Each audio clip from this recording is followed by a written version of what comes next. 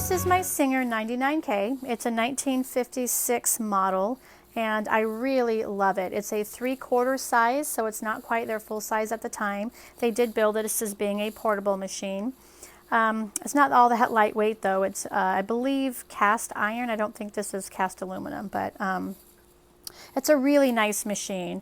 I'm going to tell you a few of the features of it. It's really basic. They didn't have all the complicated stuff that we have now, no computerized anything. It just basically sews. It's a straight stitch machine.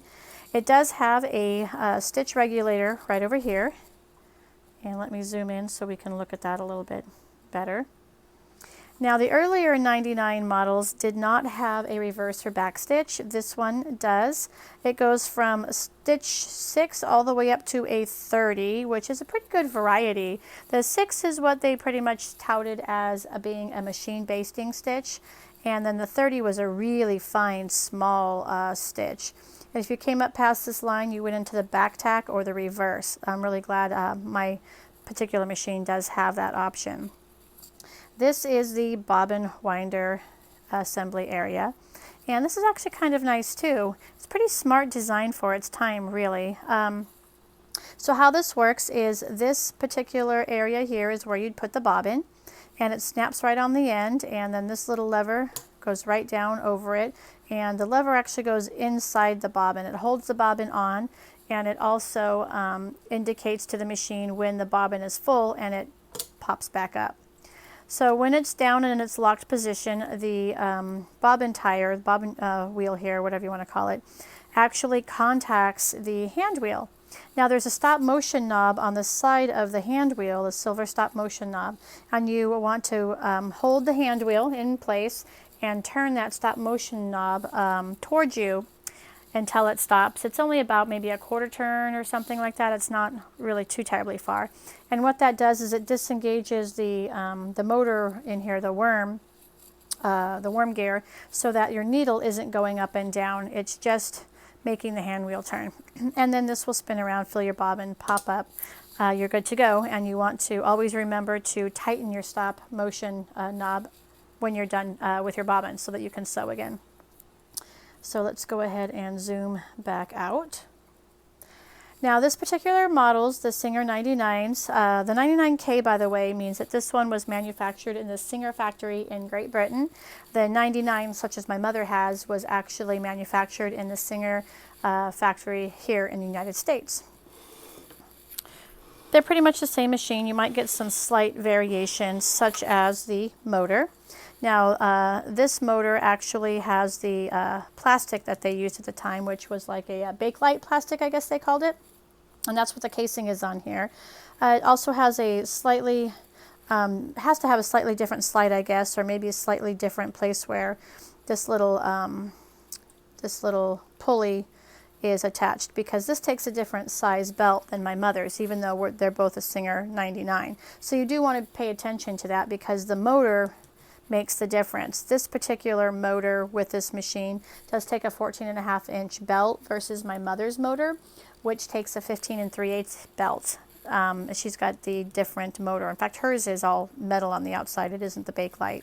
These do have external lights as well, and it has a separate switch of its own. So even though it's powered in, the light doesn't stay on all the time. Can't really see that very well. It has a glass piece on the front, which is like supposed to magnify and intensify the light where you want it to go. My mother's is missing the glass, and we really don't notice much of a difference in the light quality between the two. Now these do take incandescent bulbs. These particular ones do screw in, although I know that some of the 99s do not have a screw-in lamp. They have a different kind of bulb. But this one has a screw in, and I've actually ordered an LED light for it. This gets really hot, and I know that the LED ones will be a lot cooler. And the LED ones come in a couple of different options. You can get the bright white, which will be a really bright, I call it a hospital white, sort of fluorescent, intense look on there. Some people like them because they feel that it shows colors better, the fabric better. To me, it's a little too intense, so I've ordered the warm white, which will mimic this sort of vintage, slightly yellowish sort of color. I kind of like that. So going back to the front, What we have here is, up here is your spool pin, and your spool sort of sits on there. And you can buy springs that go on that spool pin. There's actually one on here. Let me see if I can zoom that in a little bit. And it just, I got some overexposure here. And it just makes that spool pin a little wider so that these modern spools will fit over them without jiggling so terribly much. And then it just threads down into here and into the tension knob. So this is the tension knob that sets a tension for your upper thread. It's got some tension discs in here which put pressure on the thread when you put your presser foot down, and you adjust how much tension those tension discs apply. And then it goes right down into this area. And this area is where the throat plate is that the needle goes into and the feed dogs are that moves your fabric. And this is, by the way, a straight stitch machine. It doesn't have automatic zigzag or anything, although there are attachments that attached right on here that enabled the machine to do zigzag stitches, buttonholes, blind stitches, and I do have some of those, and I'll show them at some other point. And here is where the bobbin is housed. And this is kind of nifty. It has an ejector button here, so you can push the button and it ejects the, let me get my thread pulled out here, and it ejects the bobbin. Now this is actually an original bobbin, and it's black because during the war, I guess World War II, I believe, the material that they were using, the metal, was not really available. It was being used for war purposes. So they used this material here. They called it, I guess, black side material. So it fits right inside the bobbin case. I'm not going to rethread it here. And slides up, closes up, easy to use, easy in, easy out. I really like those drop-in bobbins. So pretty much that is what there is to say about the Singer 99. Basic machine really, but it does everything I need it to do, especially when I include the zigzag and the blind stitch hem, and the zigzag attachment even comes with all sorts of different embroidery, edging sort of things. So you could do a lot with this machine as well.